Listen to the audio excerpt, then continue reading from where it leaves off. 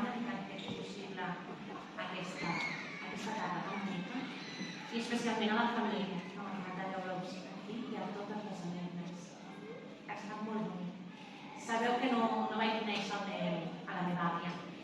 Ella va morir abans que els meus pares es casessin i sé pel meu avi que s'estimava molt a l'àvia.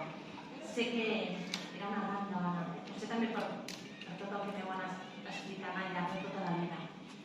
Quan jo era petita pensava que m'agradaria conèixer-la.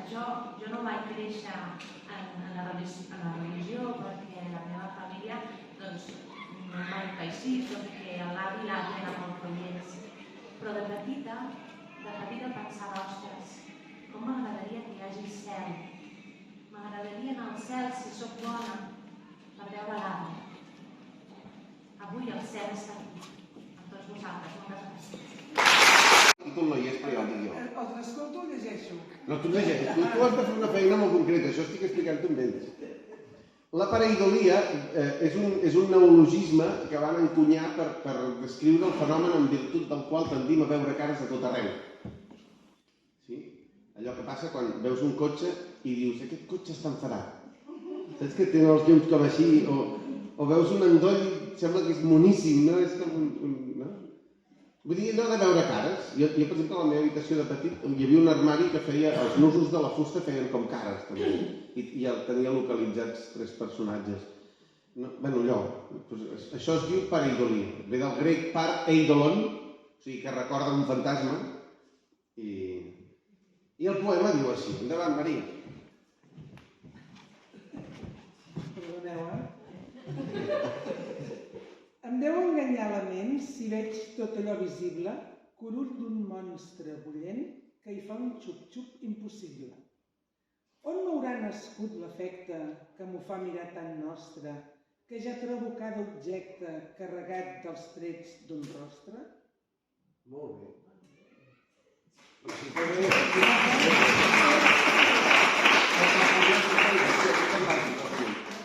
La poesia normalment quan fa una afirmació o quan diu alguna cosa, la veritat del poema a vegades no té res a veure amb la veritat del món, però és veritat dins del poema.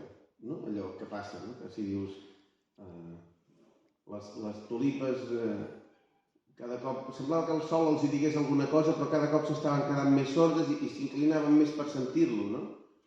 Això és un conte de no sé qui, però que és molt bonic, no? Penses, hosti, les tulipes es van quedant sordes i el sol els hi diu alguna cosa, és preciós. No és veritat, però és igual, és preciós. I en tant que això és veritat, i és veritat dins el poema. Doncs un poema dintre seu conté una veritat, i aquesta veritat dins del poema és certa. Aquest poema diu que es veuen cares a tot arreu, no? Ve a dir això, més o menys. Llavors vol dir que al poema hi ha una cara, que si no ens estaria mentint. Llavors mostra a tota la colla, a veure si algú veu la cara. No. No, espera, Maria. Agafa això,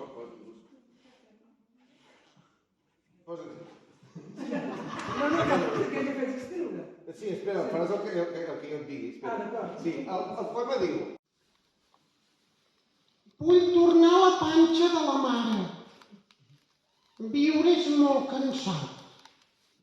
Tot és fred i hostil enllà del càlid receptacle i cada esforç que faig és un miracle, un gest maratonià. Jo no estava a punt per tantes brusques sacsejades. És massa aviat. Tinc la vida en trànsit. Visc, però encara quedo entre el martiri i la frisança de no estar acabat. No és que això de viure em faci mandra. Soc tot voluntat. Però he d'agafar pes, i agafar cara, i a cada minut l'agonia fa pujada, creixo i minvo a la vegada, faig el doble i la meitat i em cau al cap. Vull tornar a la panxa de la mare, però m'he despertat. He viscut d'un son que m'estimava. Has respirat tu per dar-me l'aire. Hem sigut plegats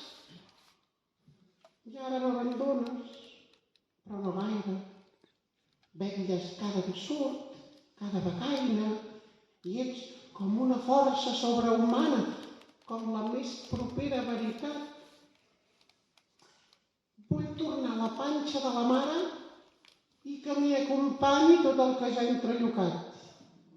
O que sigui el món sencer una panxa, amniòtica i hospitalària, la més primitiva i la més espontània felicitat.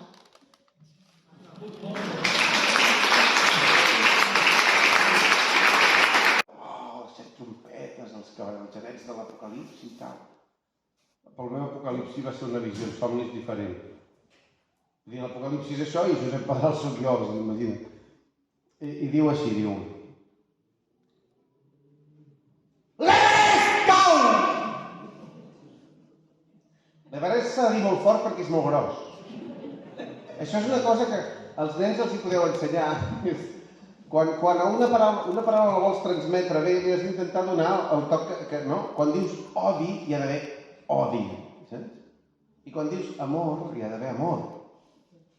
I quan dius petit, ho pots dir així, petit. I quan dius gros, ha de ser gros, saps? Hi ha distàncies en les paraules. Per exemple, pots dir lluny, i també és molt agut, i és a prop, és aquí mateix. No?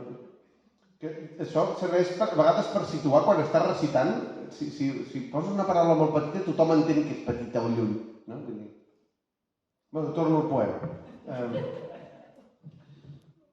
L'Everest cau roc per roc en un striptease psicòtic. L'erm porós supura vòmit. El pla es plega fent manyocs. El mar s'alça i flota en flocs, en mans d'huracans despòtics i en uns volcans espasmòdics. Les selves salten al uoc. Entre el rebuf d'un gat gòtic i esguells